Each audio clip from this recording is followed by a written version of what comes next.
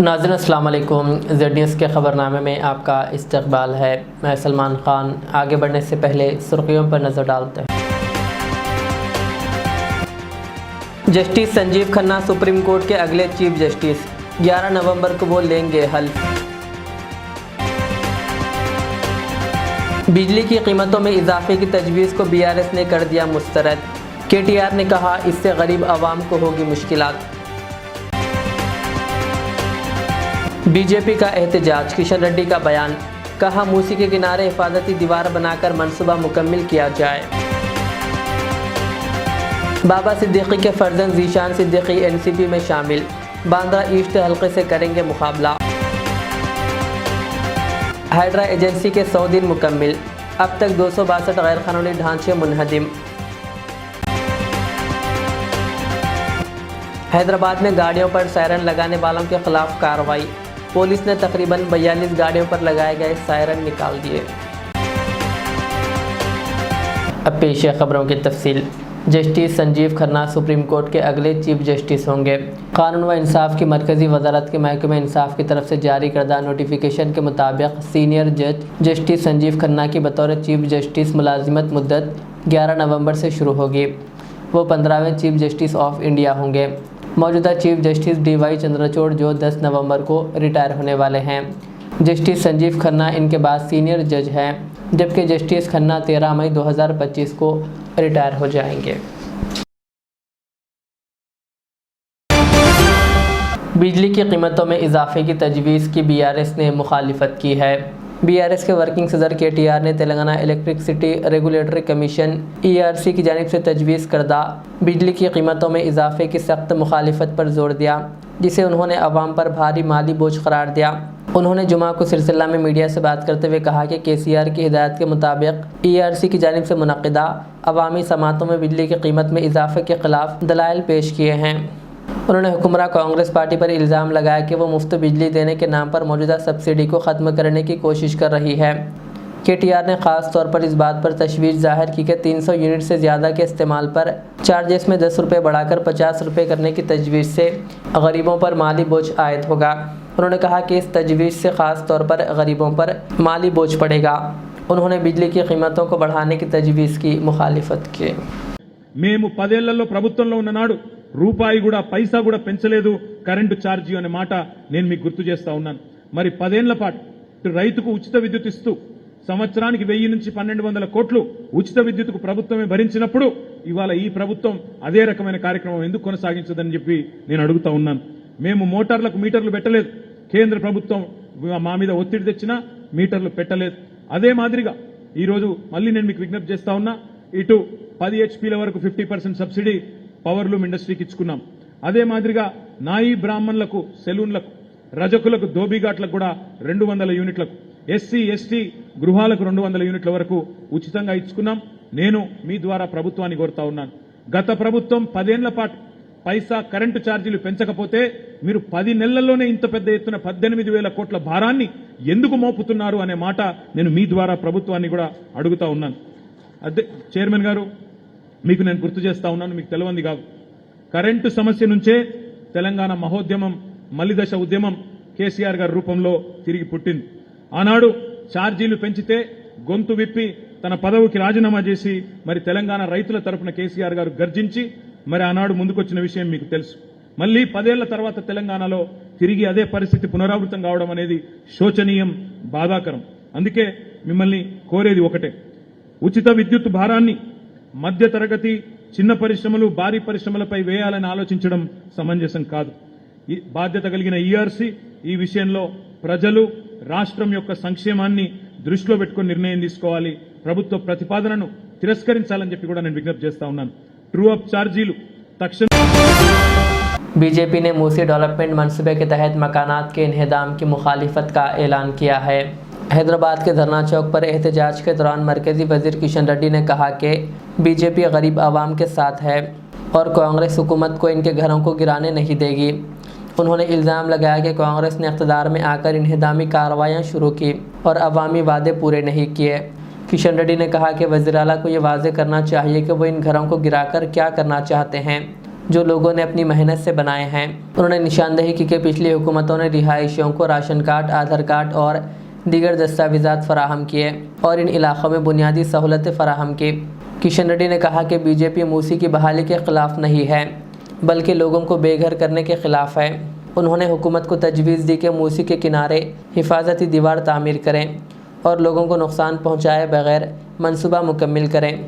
किशन रेड्डी ने कहा कि कांग्रेस ने इक़्तिदार में आते वक्त 6 ज़मानतें और 400 वादे किए थे, लेकिन अपने वादों को पूरा ना करके अवाम को धोखा दिया। उन्होंने इल्ज़ाम लगाया कि पिछली हुकूमत BRS की तरह कांग्रेस भी अवाम मुखालिफ पॉलिसियों पर अमल कर रही है।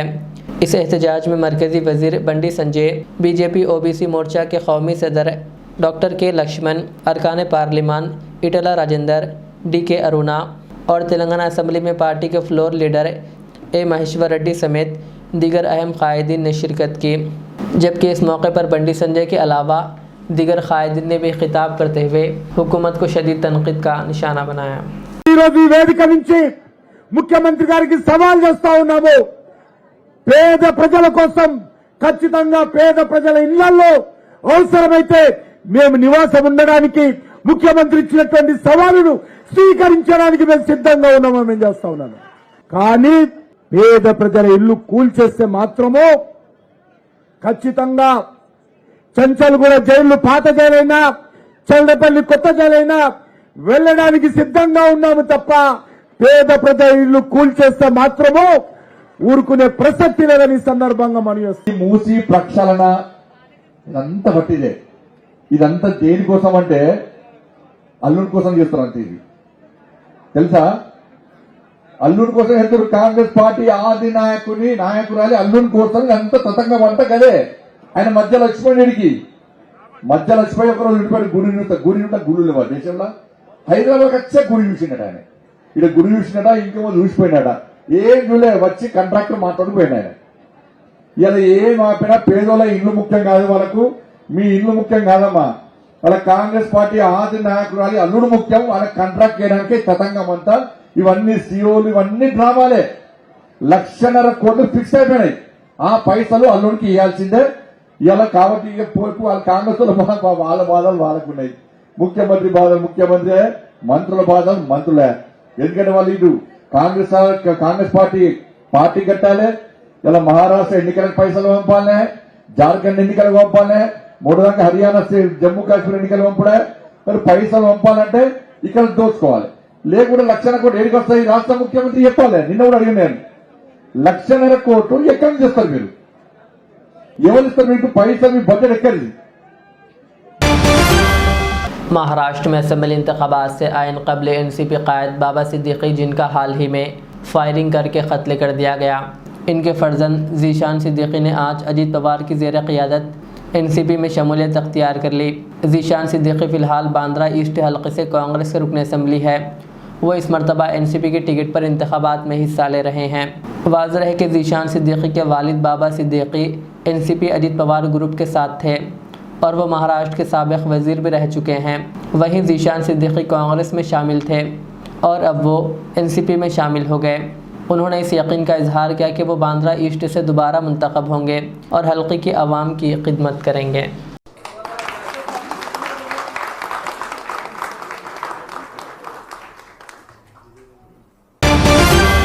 सुप्रीम कोर्ट के अहकामात की खिलाफ वर्जी करते हुए गाड़ियों पर सायरन का इस्तेमाल करने वालों की शनाख्त के लिए सिटी पुलिस कमिश्नर के हुक्म पर ट्रैफिक पुलिस ने वेस्ट जोन में खुसूसी मुहिम अंजाम दी।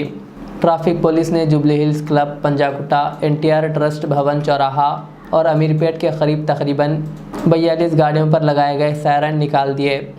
सुप्रीम कोर्ट के मुताबिक सायरन सिर्फ पुलिस की सरकारी गाड़ियों और एम्बुलेंस और VIPs की गाड़ियों के लिए इस्तेमाल किए जाते हैं जिन्होंने खुसूसी इजाज़त हासिल की हो। पुलिस ने क़वायद की खिलाफ वर्जी करने वालों से कहा कि वो अपनी गाड़ियों से सायरन हटा दें क्योंकि ये क़वानीन के ख़िलाफ़ है, वरना इनके ख़िलाफ़ कार्रवाई की जाएगी। नामपल्ली के रुकन असम्बली माजिद हुसैन ने आज चाचा नेहरू पार्क का मुआयना किया। इस मौके पर इनके हमरा दीगर अफसरान भी मौजूद थे। रुकन असम्बली ने पार्क की खूबसूरती बढ़ाने और दीगर कामों को जल्द मुकम्मल करने की अहदेदारों को हिदायत दी।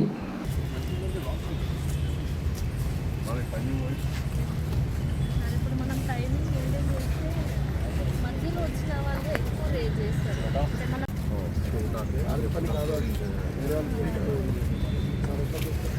एक तफसीली दौरा चाचा नेहरू पार्क का किया गया, जिसमें मेरे साथ यहाँ के मुकामी इब्तदाई सदूर मुतमदीन, तमाम GHMC के अहदेदार और कंसल्टेंट्स तमाम यहाँ पे मौजूद थे और हमने एक तफसीली दौरा यहाँ पे किया है। इंशाअल्लाह ताला बहुत जल्द जो चाचा नेहरू पार्क में जो ओपन थिएटर है उसका इफ्तिताह किया जाएगा। लाइब्रेरी जो बन के मुकम्मिल है उसको भी फौरी तौर पे इफ्तिताह किया जाएगा।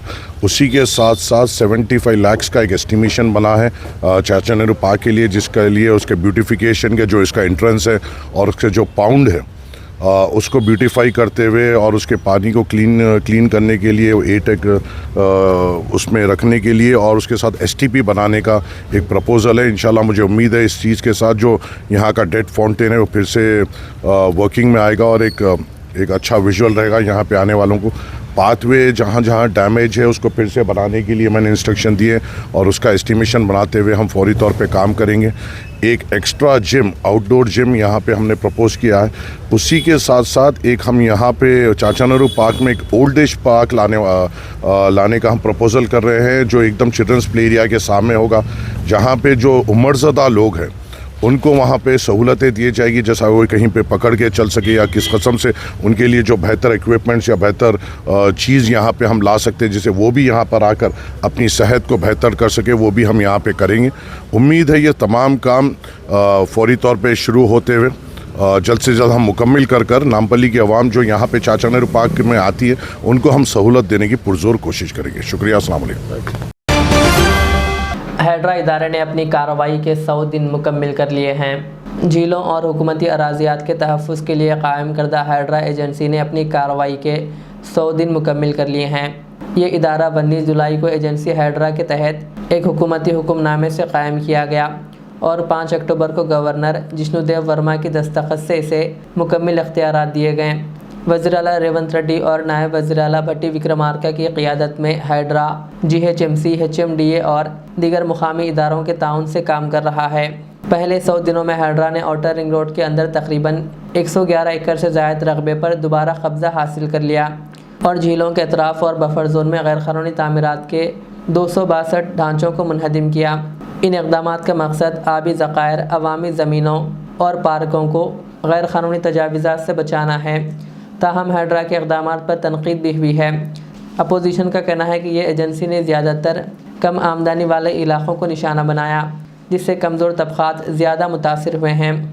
बाज़ मकामात पर मकानात को बग़ैर पेशगी इत्तला के मिस्मार किया गया, हत्ता कि कुछ मकानात के पास क़ानूनी दस्तावेज़ात भी मौजूद थी। हाई कोर्ट ने भी हैड्रा के तरीक़ेकार पर सवाल उठाए हैं और ज़्यादा शफ़ाफ़ियत की ज़रूरत पर जोर दिया है। सफ़ा बैतुल माल शाख भैंसा के वफ़द ने RTC डिपो दफ्तर पहुंचकर डिपो मैनेजर हरि प्रसाद से मुलाकात करते हुए बस स्टैंड के प्लेटफॉर्म्स पर उर्दू तहरीर करने से मुताल्लिक़ याददाश्त पेश की। इस वफ़द में सफ़ा शाख भैंसा सदर हाफिज़ मुनीरुद्दीन, खादिम अब्दुल रज़्ज़ाक, दानिश और शेख इरफान के अलावा दीगर मौजूद थे। अस्सलामु अलैकुम वरहमतुल्लाहि वबरकातुहू। आज सफ़ा बैतुल माल शाख भैंसा की जानिब से डिपो मैनेजर साहब से मुलाकात हुई। जैसा कि कई रोज़ से चल रहा है कि बस स्टैंड के ऊपर जो प्लेयर्स है उस पर उर्दू जो लिखा हुआ था देहातों के नाम वगैरह, उसे कपड़ों की दुकानों के फ्लेक्सी वगैरह लगाकर ढक दिया गया, जिससे उर्दू बोलने वाले, उर्दू पढ़ने वालों को बहुत सी मुश्किलात पेश आ रही है। जैसा कि हम सब जानते हैं उर्दू तेलंगाना की सरकारी दूसरी ज़ुबान है, लेकिन उसके साथ सौतेला सलूक किया जा रहा है। भैंसा डिपो ही नहीं बल्कि निर्मल डिपो में भी इस तरह के वाक़यात हो रहे हैं। और यही नहीं बल्कि हाल ही में हमारे मुधोल जूनियर कॉलेज में भी ज़ूलॉजी की जो उर्दू की पोस्ट थी, किसी वजह से लेक्चरर नहीं आने की वजह से उसको तेलुगु मीडियम में तब्दील कर दिया गया। तो ये उर्दू के साथ खुलेआम सौतेला सलूक है। डिपो मैनेजर से मिले, अभी उन्होंने तयक़ुन दिया कि जल्द अज जल्द उसे बहाल किया जाएगा। उम्मीद है ये काम होगा, वरना हम कलेक्ट्रेट जाके भी एहतजाज करेंगे। महाराष्ट्र में 20 नवंबर को होने वाले असेंबली इंतखाबात के पेश नज़र तेलंगाना के मंचिर्याल, निर्मल, आसिफाबाद और आदिलाबाद की सरहदों पर बैन रियासती चेक पोस्टों पर चौकसी बढ़ा दी गई है। महाराष्ट्र के चंद्रपुर, नांदेड़ और दीगर अजला तेलंगाना के इलाकों से जुड़े हुए हैं। पुलिस, आबकारी, रेवेन्यू और पंचायत के अहदेदारों ने गाड़ियों की जांच में सख्ती पैदा कर दी है। भैंसा एएमसी मार्केट कमेटी के नामजद ओहदों पर नौमुंतखब शुदा कमेटी पर Congress party Mudhol taluka in charge B Narayan Rao Patel के हामियों ने कमला काटन फैक्ट्री में पुरहुजूम प्रेस कॉन्फ्रेंस से मुखातिब करते हुए पार्टी के फैसले पर शदीद नाराज़गी और गुस्से का इजहार किया। उन्होंने हकीकी कांग्रेस कारकुनान के साथ इंसाफ करने और चंद माह कबल दीगर पार्टियों से कांग्रेस में शामिल होने वाले ओहदों के भूखे मफाद परस्त चेहरों को पहचान कर फैसला करने पर जोर दिया। इस प्रेस कॉन्फ्रेंस में शंकर चंदरे, जावेद खान, अब्दुल मुबशिर, प्रेमनाथ, रामचंद्र, शेख कलीम व दीगर मौजूद थे। टाउन जनरल सेक्रेटरी जो अभी वाइस चेयरमैन को दिए हैं फारूक अहमद को, ये पार्टी हमारे साथ और पटेल साहब के जितने भी माइनॉरिटीज़ के लोगों के साथ बहुत बड़ा धोखा करी। उसमें माइनॉरिटीज़ पटेल साहब के साथ कई दिनों से काम कर रहे हैं। हम असेंबली इलेक्शन में पटेल साहब इंचार्ज थे, पटेल साहब की हम हिदायत पे हर चीज़ काम करें, हर मामले में पटेल साहब के साथ रहे। मगर ये वाइस चेयरमैन दे के पार्टी क्या साबित करना चाह रही है हमको मालूम नहीं। पटेल साहब बेहतरीन काम करे, कांग्रेस में कॉन्टेस्ट करे, कोई कैंडिडेट नहीं था तालुके में कांग्रेस के साथ लड़ने के लिए। बीजेपी असेंबली में हाल ही में पार्लियामेंट इलेक्शन में टीआरएस आगे ज्वाइन करके टीआरएस के लोगों को वाइस चेयरमैन, टीआरएस के लोगों को डायरेक्टर, तो हमारे जितने भी लोग हैं जो भैंसा मंडल के हैं, तानूर मंडल के हैं और दूसरे मंडलों के लोग हैं जो माइनॉरिटीज़ के, दूसरे हिंदू भाई जो कम्युनिटी के एससी बीसी सब लोगों को पीछे छोड़ दिए। एक भी हमारे पटेल साहब के जो क्या है सो पटेल साहब के ग्रुप के जितने भी मेहनत करे, काम करे पार्टी के अंदर, एक भी डायरेक्टर नहीं दिए। ये सरासर नाइंसाफी है। मैं सीतक का इंचार्ज को भी मैं बोलना चाहता हूँ और बिल्कुल अगर ऐसा रहेगा तो बिल्कुल हम पूरे लोग आके बिल्कुल सीतक के पास आके इंचार्ज के पास धरना देंगे। जय हिंद, जय कांग्रेस। रंगारेड्डी ज़िले के कोकापेट में जुमा की सुबह एक सॉफ्टवेयर इंजीनियर ने 7 मंजिला हॉस्टल की इमारत से कूदकर खुदकुशी कर ली। मुतवफ़्फ़ी की शनाख्त 27 साला नागा प्रभाकर के तौर पर की गई है, जो आंध्र प्रदेश का रहने वाला था और गच्चीबौली में एक कंपनी में सॉफ्टवेयर इंजीनियर के तौर पर काम कर रहा था। नौजवान की लाश को पोस्टमार्टम के लिए उस्मानिया अस्पताल के मुर्दा खाना मुंतकिल कर दिया गया। पुलिस के मुताबिक प्रभाकर ने यह इंतहाई इक़दाम क्यों उठाया, इस बात का अभी तक पता नहीं चल सका। हुकाम ने इस सिलसिले में एक केस दर्ज करते हुए तहक़ीक़ात शुरू कर दी। आखिर में सुर्खियाँ और एक बार। Justice Sanjiv Khanna supreme court के अगले चीफ जस्टिस, 11 नवंबर को वो लेंगे हल्फ। बिजली की कीमतों में इजाफे की तजवीज़ को बीआरएस ने कर दिया मुस्तरद। केटीआर ने कहा इससे गरीब आवाम को होगी मुश्किलात। बीजेपी का एहतजाज, किशन रेड्डी का बयान, कहा मूसी के किनारे हिफाजती दीवार बनाकर मंसूबा मुकम्मिल किया जाए। बाबा सिद्दीकी के फर्जंद ज़ीशान सिद्दीकी एनसीपी में शामिल, बांद्रा ईस्ट हल्के से करेंगे मुकाबला। हाइड्रा एजेंसी के 100 दिन मुकम्मिल, अब तक 262 गैर कानूनी ढांचे मुनहदिम। हैदराबाद में गाड़ियों पर सायरन लगाने वालों के खिलाफ कार्रवाई, पुलिस ने तकरीबन 42 गाड़ियों पर लगाए गए सायरन निकाल दिए। ये थी आज के दिन भर की हमारी खबरें। मुझे इजाज़त दीजिए। हमारे इधर चैनल को यूट्यूब पर सब्सक्राइब, फेसबुक पर लाइक शेयर ज़रूर करें। अल्लाह हाफिज़।